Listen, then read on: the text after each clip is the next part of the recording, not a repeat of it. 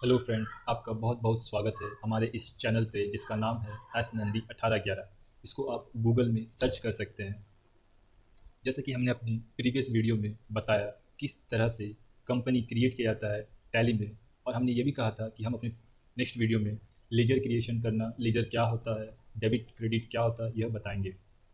तो टाइम की बर्बादी किए बिना लेजर के बारे में जानते हैं। Ledger Ledger is a book or collection of accounts in which account transactions are recorded. Ledger एक तरह का बुक होता है, ऐसा बुक जिसमें हम सभी प्रकार के लेन देनों का लेखा जोखा यानी कि रिकॉर्ड रखते हैं। Etch account has an opening और कैरी फॉरवर्ड बैलेंस। प्रत्येक अकाउंट में ओपनिंग और कैरी फॉरवर्ड यानी कि क्लोजिंग कह सकते हैं, क्लोजिंग बैलेंस होता है। Would record transactions as either debit और credit in separate columns and the ending और क्लोजिंग बैलेंस। अब क्या इसका मतलब ये होता है कि जितने भी रिकॉर्ड है ट्रांजेक्शन्स के, या डेबिट और क्रेडिट का एक सेपरेट कॉलम होगा और वो भी क्लोजिंग और एंडिंग बैलेंस होगा सभी का। ये मैं इसी वीडियो में एंड में बताऊंगा कि डेबिट बैलेंस क्या होता है, क्रेडिट बैलेंस क्या होता है। ये दो नए वर्ड है, इनको जानना आपके लिए बहुत ही ज़रूरी होता है। अब लीजिए, तो आप जान गए, आपके दिमाग में ऐसा भी होगा कि यार डेबिट क्रेडिट क्या है। मैंने कहा ना कि डेबिट क्रेडिट क्या है, आपके दिमाग में चलता रहेगा। इसी को मैं अपने वीडियो के इन में बताऊंगा कि डेबिट क्रेडिट क्या होता है। इसके लिए आपको ये वीडियो कंटिन्यू देखिए। अब इसका रूल होता है लेज़र बनाने का, 3 गोल्डन रूल होता है जो कि किसी भी प्रकार का लेज़र बनाने में आपकी अहम भूमिका निभाते हैं। Real account, personal account, nominal account. Real account यानी कि आप जो खरीदते हैं बेचते हैं वो रियल अकाउंट के अंतर आ जाएगा। जैसे कि व्यापार में होने वाले समय समस्त प्रकार की खरीद बिक्री संबंधित एंट्री को रियल अकाउंट में रखा जाता है। जैसे कि आप जो भी खरीदते हैं, आप परचेज करते हैं, चाहे वो स्टॉक हो, फर्नीचर हो, आपका लैंड एंड बिल्डिंग हो, मशीनरी हो, कार हो, जो भी खरीदते हो रियल अकाउंट में आता है। इसका एक रूल बोलता है debit what's comes in, credit what's goes out. यानी कि इसका डेबिट व्हाट्स कम्स इन का मतलब होता है कि आपने जो भी खरीदा, आपके पास जो भी आया, जैसे आपने स्टॉक खरीदा, परचेज किया, स्टॉक बढ़ा तो आप उसको स्टॉक पर डेबिट करेंगे। आपने कार खरीदा बिजनेस के लिए, वो कार खरीदा, कार आया आपके बिजनेस में तो आप कार को डेबिट करेंगे। क्रेडिट व्हाट्स गोज आउट, आपने परचेज तो कर लिया स्टॉक, उसके रेफरेंस में आपने कुछ उसको दिए होंगे ना, पार्टी को कैश दिए होंगे या फिर बैंक यानी कि चेक दिए होंगे, तो आपके पास से जो भी गया उसको हम लोग क्रेडिट करते हैं। आपके पास से जो भी गया उसको हम क्रेडिट करते हैं। Personal account, personal account means इसको हम लोग रिप्रेजेंटेटिव अकाउंट भी कहते हैं, यानी कि किसी को रिप्रेजेंट करता है। बैंक अकाउंट किसी को रिप्रेजेंट करता है, कोई पर्टिकुलर बंदा जिसका नाम से बिजनेस रन करे वो अपने नाम से बैंक अकाउंट खोलेगा। कैपिटल अकाउंट, जिस बंदे ने कैपिटल लाया है, एक चाहे या फिर पार्टनरशिप फर्म हो सकता है, एक पार्टनरशिप फर्म में 2 या 3 पार्टनर होंगे, सब ने अपने कैपिटल लाया होगा। जैसे राम्स कैपिटल, तुम लोग कैपिटल से डिनोट किया जाएगा। Sohan Capitals, Rakesh Capitals. Customer होगा, फाइनेंशियल इंस्टीट्यूशन होगा, एजुकेशनल इंस्टीट्यूशन होगा। जैसे अमित्या यूनिवर्सिटी हो गया, किसी को रिप्रेजेंट कर रहा है अमित्या को, ठीक है। कंपनी हो सकता है, XYZ लिमिटेड हो सकता है। इसका रूल क्या बोलता है, debit the receiver, credit the giver. Personal account के रूल के हिसाब से हम एक एग्जांपल देते हैं आपको कि बैंक किसी पर्टिकुलर बंदे को रिप्रेजेंट करता है ना। अब इसी का एग्जांपल ले लेते हैं। हमने बैंक में जाके पैसा जमा किया, तो बैंक क्या कर रहा है, रिसीव कर रहा है। बैंक क्या कर रहा है, रिसीव कर रहा है, तो डेबिट द रिसीवर, बैंक में मेरा पैसा आ रहा है। हमने क्या जमा किया, कैश जमा किया, हमारे पास से क्या जा रहा है, कैश जा रहा है। ये कैश क्या है, रियल अकाउंट है। इस पर क्रेडिट का रूल फॉलो करेगा, what's goes out, credit what's goes out.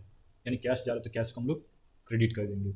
उसी प्रकार से नॉमिनल अकाउंट, इस खाते के अंतर्गत समस्त प्रकार के आय तथा व्यय से संबंधित एंट्रियाँ की जाती है। जितना भी आपका बिजनेस में एक्सपेंसेस, लॉसेस होगा उसको डेबिट करेंगे, और जितना भी हमारे बिजनेस में इनकम और गेन होगा उसको हम लोग क्रेडिट करेंगे। Debit all expenses and losses, credit all income and gains. Debit जितना भी खर्चा होगा, चाहे वो आप स्टाफ को सैलरी पेमेंट के अपना मिसलेनियस खर्चा होगा, या फिर आप किसी को गिफ्ट वाउचर कर रहे हो वो खर्चा होगा, या आपको रेंट पेड कर रहे हो वो खर्चा होगा, या फिर आप लॉसेस हो गया वो खर्चा, उसको हम डेबिट करते हैं। क्रेडिट में जितने भी इनकम्स और गेन, गेन क्या क्या होगा, प्रॉफिट, गेन मीन्स प्रॉफिट। जितना भी इनकम और गेन होगा उसको हम प्रॉफिट करें। आइए इस टेबल के माध्यम से हम आपको और क्लियर करवाते हैं कि किस प्रकार से हम इस गोल्डन रूल को समझ सकते हैं। जैसे कि आपको दिख रहा है डेबिट, एक कॉलम में डेबिट है, एक कॉलम में क्रेडिट है। तो डेबिट में आपको दिख रहा होगा all currents and fixed assets like cash in hand, ये हमारा करंट एसेट्स है जो हमारे हाथ में लिक्विड की तरह होता है, वो करंट एसेट्स है। Cash at bank, inventory, inventory में तो क्या होता है stock, land and building, plant and machinery, computer, furniture, ये सब हमारे फिक्स एसेट्स है। सन्ड्री डेटर्स, सन्ड्री डेटर्स अब क्या होता है, सन्ड्री डेटर्स अब क्या होता है, सन्ड्री डेटर्स,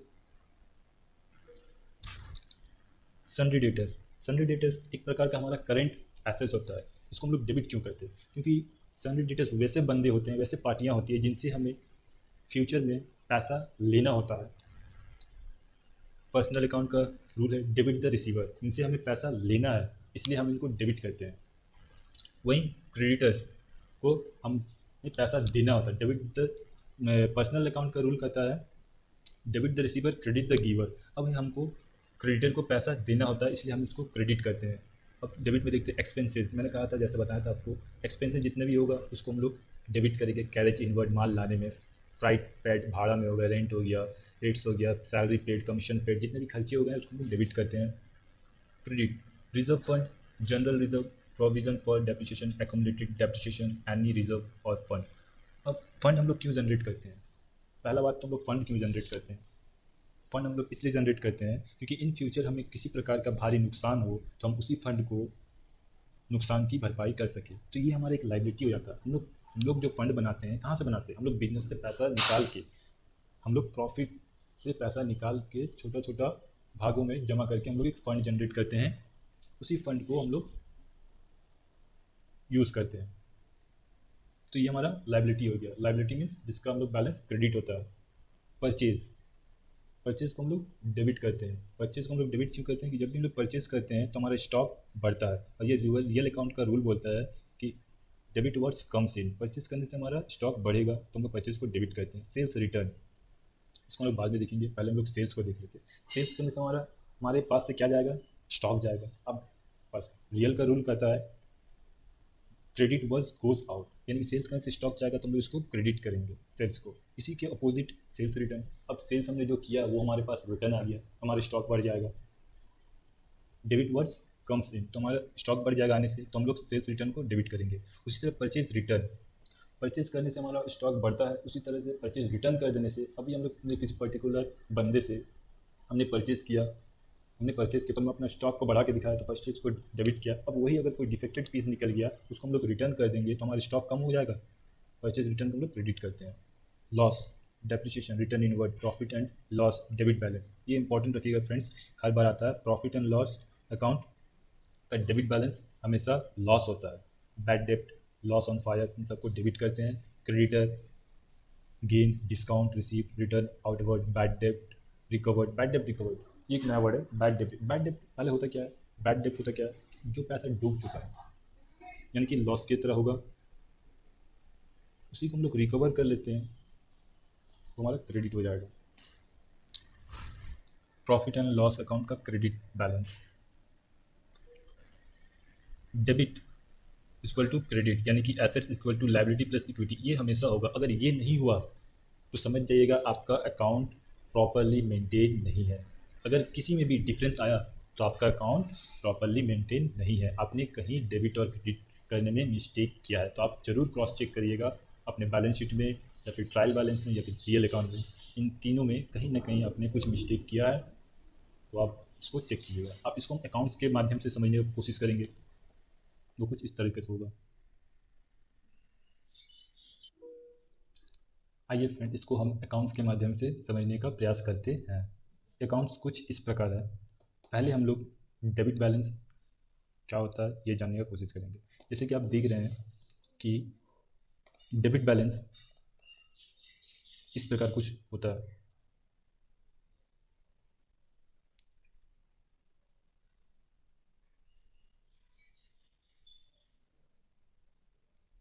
इसमें आप देख रहे हैं ट्रू बैलेंस डेबिट साइड 10,000 है, credit side by credit account 8,000 है, यानी कि हमारा पैसा क्रेडिट साइड कम हो रहा है, यानी कि बैलेंस बैलेंस करने के लिए हमें 2,000 और लगेंगे, इसलिए हम उसको बैलेंस किए इस 2,000 से। अब हमारा पैसा दोनों साइड 10,000 रुपये हो गया। इस बैलेंसिंग अमाउंट को नेक्स्ट ईयर या नेक्स्ट मंथ में ओपनिंग बैलेंस के तौर पर आ जाएगा। इसको हम लोग एक छोटा सा कहानी के तौर पर समझने का प्रयास करते हैं, जो कि आर्टिफिशियल है, कोई वास्तविकता से लेन देन नहीं है।